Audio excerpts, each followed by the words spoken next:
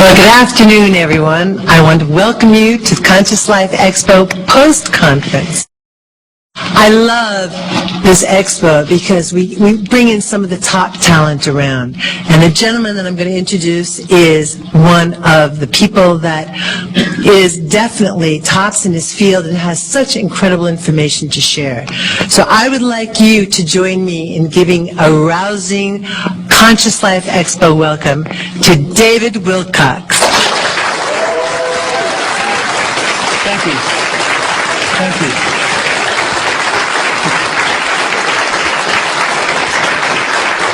Thank you. Appreciate that. You know, 2012 is about a new birth, and now that I have my own umbilical cord, we have a great symbolic reference for that.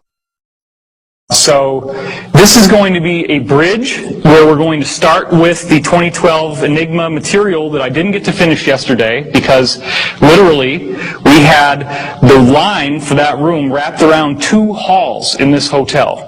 It was enormous. How we got all those people into that room, for those of you who remember, I don't know how it worked, but it was a divine miracle in and of itself that we actually got the people in. So this is about what the government is like for most people right now.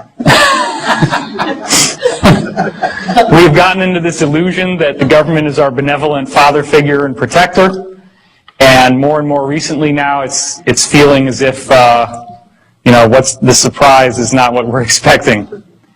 So many people are awakening to cosmic consciousness and higher concepts of metaphysics and spirituality, and this is going to be a true master class in what's really going on. So 3 years ago I was at this conference and I met Billy Blake, who should be here, but he's not here yet. He's going to be running around with a handheld camera. And we decided to do a film together. The film is called Convergence, as many of you, or probably all of you know.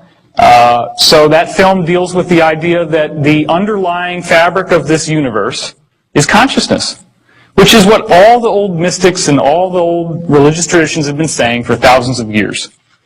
Now, what I offer is a much more elaborate and intricate spin on the notion of a consciousness field than you've probably ever seen anywhere else. Of course, it goes without saying that for those of you who haven't seen this, when they haven't seen it before, there's a gasp in the audience, but you all are well initiated.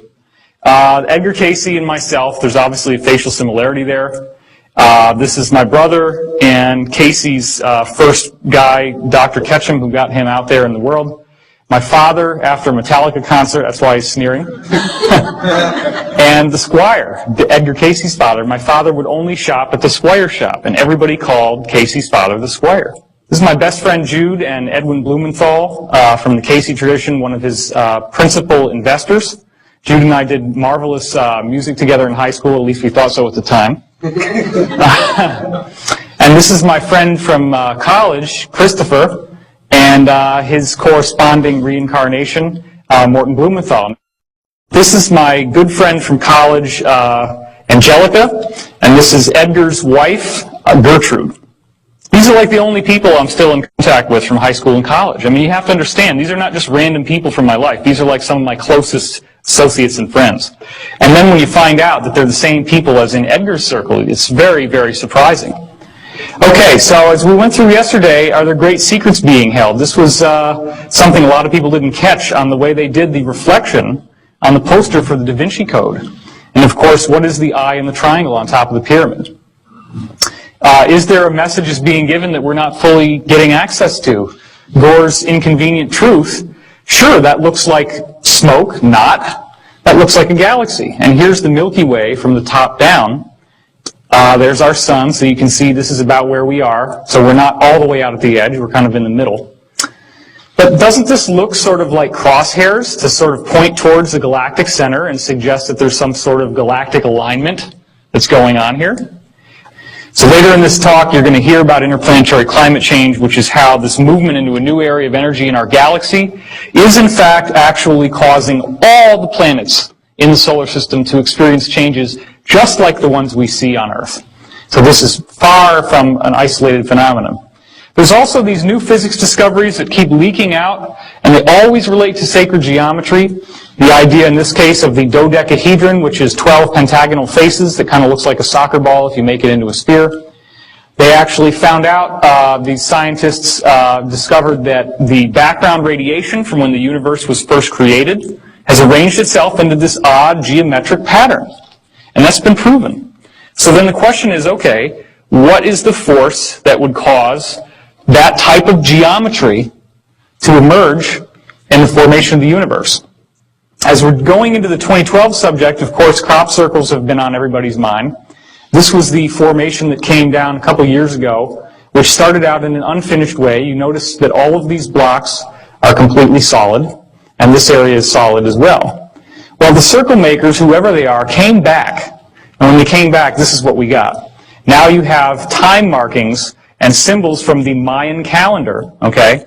And the alignment of these winged discs in terms of what markers they're pointing to, which corresponds to the Mayan system and the Aztec system, gave you an exact time reference of the length of time between when this was created and 2012, the end of the Mayan calendar. So this is a self-referential 2012 diagram given to us by whoever is behind the circle phenomenon. This is one of many crop circles which seems to suggest that the secret to understanding 2012 and this mystery that we're dealing with right here in our talk today is in vibration. That looks an awful lot like a vibrating puddle of liquid. This is what happens when you take vibration to the next step. You get sacred geometry, and I'm going to show you more about that in a second. If you can imagine, this is a sphere and a cube and then another sphere. This is the Fox-Field chromosome formation. Obviously, the circle makers are saying, you know, 2012, pay attention to your DNA, right? Except here's the thing. The chromosome's all broken up. And that's what happens before there's about to be a cell metamorphosis. Now, this is even more interesting. Check this out.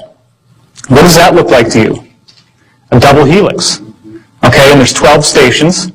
Then down here, you get an even weirder thing. You get a triple helix, but they still have that same formation, and then boom, what's this?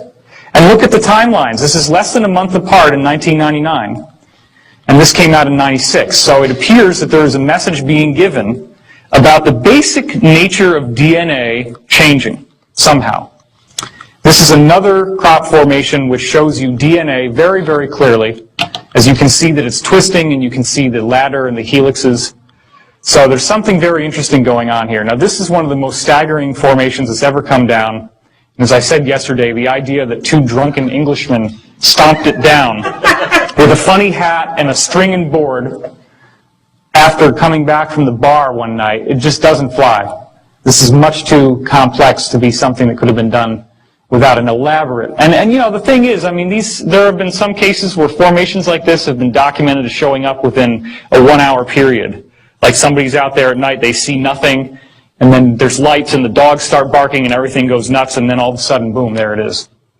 So this is showing you the geometry of the tetrahedron, which here's a drawing of it. This is the frozen vibration that is one of the principal energy fields that moves through planets, as you can see in this diagram. It shows up at 19.5, which is Richard Hoagland's thing. He's speaking tonight at 7. So here's your animation of the actual Great Red Spot, which is at the limb of the tetrahedron down here, and Jupiter. And this also extends through the Great Dark Spot on Neptune. This extends through a shield volcano on Mars called Olympus Mons, all throughout the solar system. So here's the secret. This is just a puddle of water that's got ordinary particles of sand in it called colloids. And those colloids are then vibrated on perfect sound frequencies like the white keys on the piano.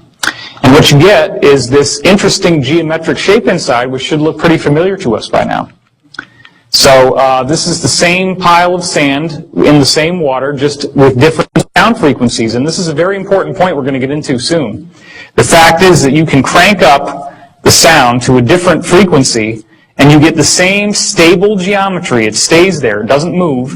And when you crank it back down, it goes back to the other shape. So these shapes remain consistent for the given volume of water that you have and the shape of that water, regardless of